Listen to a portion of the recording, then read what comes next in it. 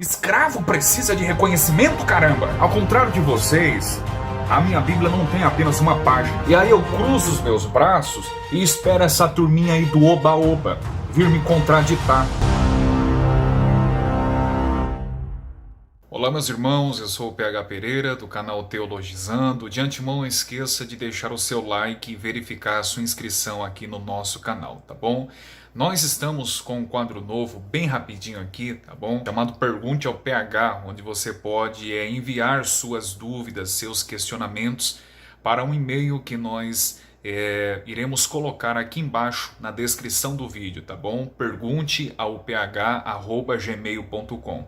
Alguns irmãos e algumas irmãs já enviaram perguntas inerentes à fé cristã e, é claro, nós estaremos aqui respondendo o mais rápido possível. A nossa pretensão é responder todas as terças-feiras, tá bom? Todas as terças-feiras.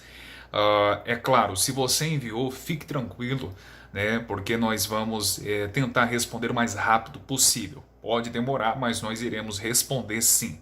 Tá bom?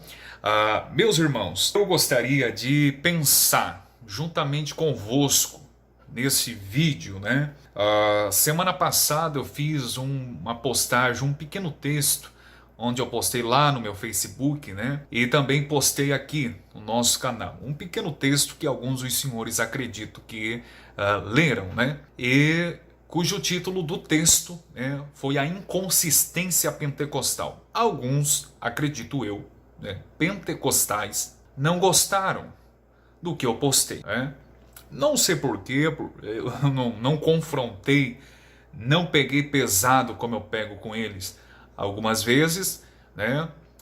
Em momento algum fui ofensivo e alguns ficaram com raivinha do que eu postei, né? No texto, falando sobre a inconsistência pentecostal, eu destaquei sobre um episódio interessante que ocorria no meu tempo de pentecostal, isso já tem muito tempo, quando eu observava alguns obreiros, né, que antes de subir ao púlpito, alguns entenderam errado, pensaram que eu estava falando de pessoas que após a leitura da palavra, né, como o pastor Nicodemos, o pastor Paulo Júnior, de vez em quando eles antes de começar o sermão, né, após a leitura do texto bíblico, eles vão dar início ao sermão. Mas antes eles fazem uma leitura. E as pessoas fizeram uma confusão, fizeram uma salada. Pelo amor de Deus, eles não entenderam. Quando eu fiz a minha crítica, não é de um orador que após a leitura da palavra, ele faz uma oração, para que com a ajuda de Deus, do Espírito Santo, a mensagem seja aplicada ao coração dos pecadores ali presentes. Eu não critiquei esse tipo de atitude, né? Infelizmente, deturparam o que eu escrevi, entenderam errado, né? Porque eu falei de um episódio, quase que um rito, digamos, né? Um ritual, de alguns obreiros que antes de subir ao púlpito, tá bom? Antes de subir ao púlpito, antes de subir de fato nos degraus ali do púlpito, né? Se você entende o púlpito apenas como a tribuna onde a Bíblia é posta, ou você entende como toda a plataforma, não sei como é que você entende púlpito, mas digamos que o púlpito seria toda aquela plataforma, né? Antes de assumir, que tem alguns degrauzinhos e o orador sobe para ministrar a palavra, né? Um ministro do Evangelho. Então, antes de subir ao púlpito, eu observava alguns obreiros pentecostais. Inclusive, na época, eu também era obreiro, né? E antes de eles subir, eles paravam nos degraus e oravam. E ficava alguns segundos, mais ou menos assim, né? Todo um ritual. Só faltava fazer o sinal da cruz. E eu sempre fiquei questionando o porquê, né? E alguns disseram, tu é espectador ou tu é adorador? Não, eu não sou espectador, não. Eu sou beriano. Atos 17, 10 e 11. O culto a Deus ele deve ser prestado com a maior reverência possível e de acordo com aquilo que ele já determinou em sua palavra, como devemos nos portar no culto a ele. Não é uma questão de ser um observador, um telespectador. Não, é ver se a atitude dos irmãos ali em torno do nome de Cristo estão de forma harmônicas com a palavra de Deus. Se não estão, precisam ser orientados. Tá bom? A igreja, meu amigo, não é a casa da mãe Joana, onde qualquer um pode levantar a hora que quiser, onde há um desfile de modas no corredor da igreja, né? Essa palhaçada aí, que tem até desfile de modas no corredor da igreja, é um entra e sai do Satanás dentro da igreja. É gente mascando chiclete, na maior cara de pau dentro da igreja, é gente mexendo no celular sem nenhum pingo de reverência. Tá pensando que o quê? Que culto é casa da mãe Joana? Você está pensando o quê? O que os puritanos sempre enfatizaram foi o princípio regulador no culto. Deus determinou como devemos nos portar, não é de qualquer maneira. Não é o ministro do evangelho está pregando. Uma vez, quando eu pregava no meu tempo de pentecostal por tudo nas Assembleias de Deus, ok? Uma vez, inclusive na minha própria igreja, na minha igreja mãe, que eu nasci e cresci, ok? Não foi igreja de fora, mas na minha própria igreja, teve um camarada que sempre, ou melhor, tinha um camarada que sempre levantava assim para entregar as suas profefrias, tá bom? Profefrias. E quando ele levantava, se ele, não importava se era o pastor da igreja que estivesse ministrando a palavra, não importava. Ele interrompia para entregar as suas profefrias. E eu não gostava disso, eu torcia o nariz. E um belo dia eu fui trazer uma palavra num culto de jovens. E aquele camarada começou a falar suas línguas e querer ingressar para entregar uma profefria. Eu disse, meu irmão, se tu tens alguma coisa para falar da parte de Deus, espera eu terminar a minha palavra aqui, ok? São 30 minutos apenas. O mundo não vai parar. Porque você não aguentou, você não esperou o tempo para profetizar. Até porque, eu citei o texto bíblico de 1 Coríntios 14, os espíritos dos profetas estão sujeitos aos profetas. Então fique calma aí. Enquanto eu estiver pregando, espera eu terminar de pregar e falar, porque eu estou com a maior profecia, que é a palavra de Deus. Ok? Se quer falar alguma coisa, deixa para falar depois da pregação. Aí depois eu soube que alguns saíram falando mal de mim, foram até contar pro meu pai, pra minha mãe, ele não deveria de fazer isso. Mas isso é o meio pentecostal, tá bom? Isso é uma bagunça. É claro, você tá aqui, você que é pentecostal. Não é bem assim que funciona.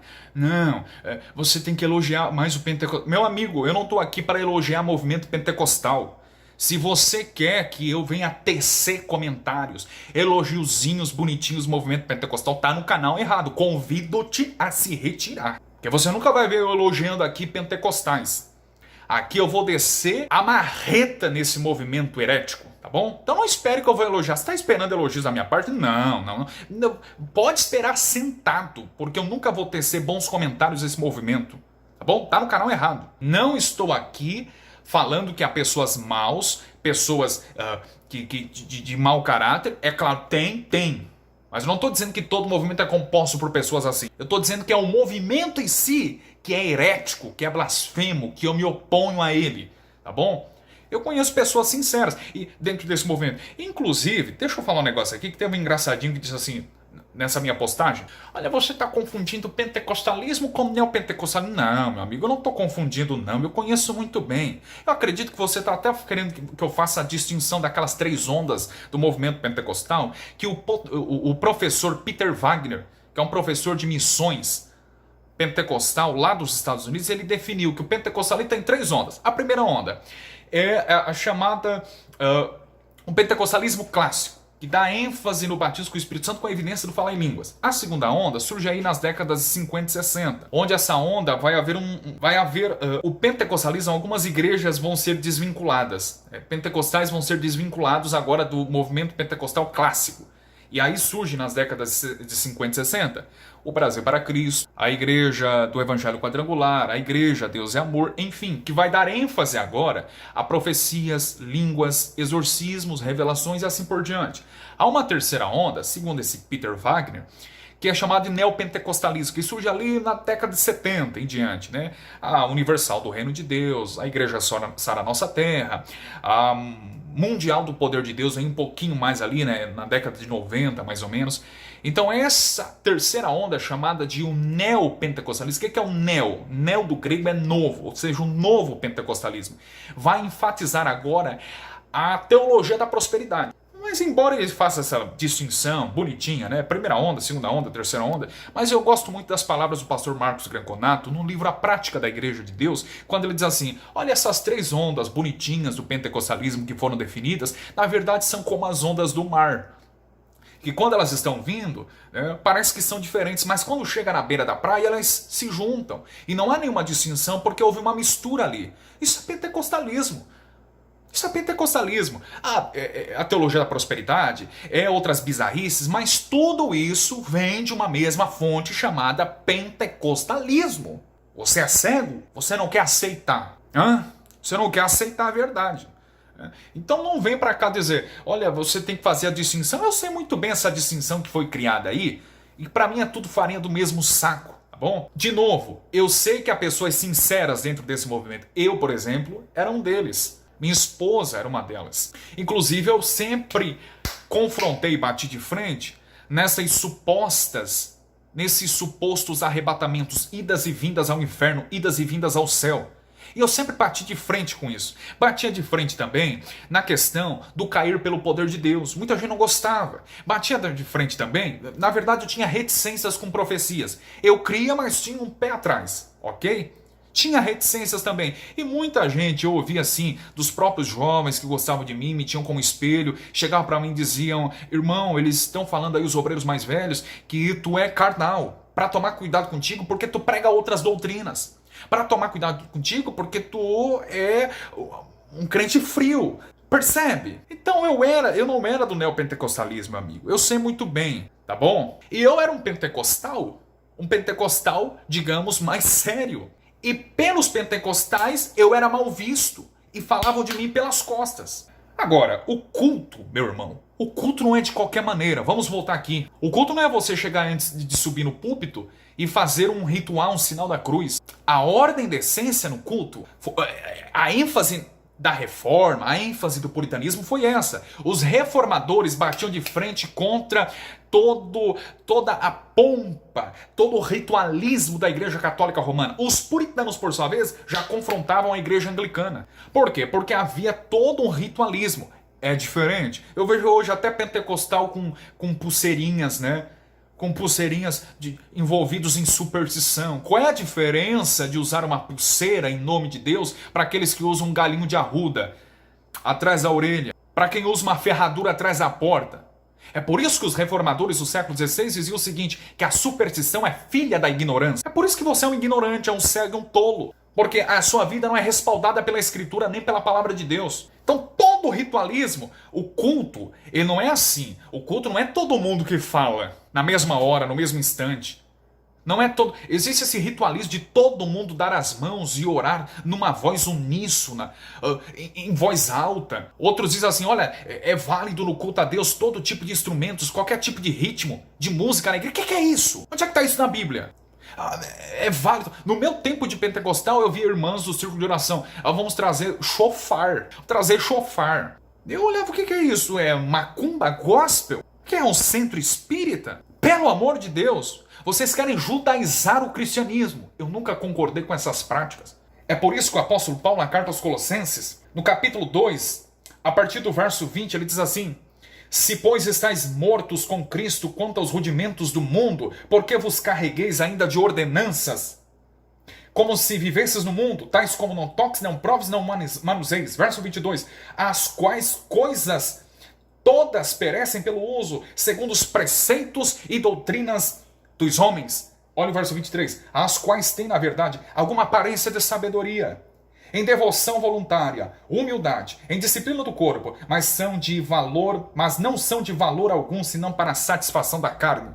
Olha, observe a expressão no verso 23, em devoção voluntária. Essa palavra aqui, a devoção voluntária, é a palavra grega etelotreskeia, que segundo o lexicógrafo Edward Robinson, significa adoração involuntária, religião autoimposta, além do que Deus requer.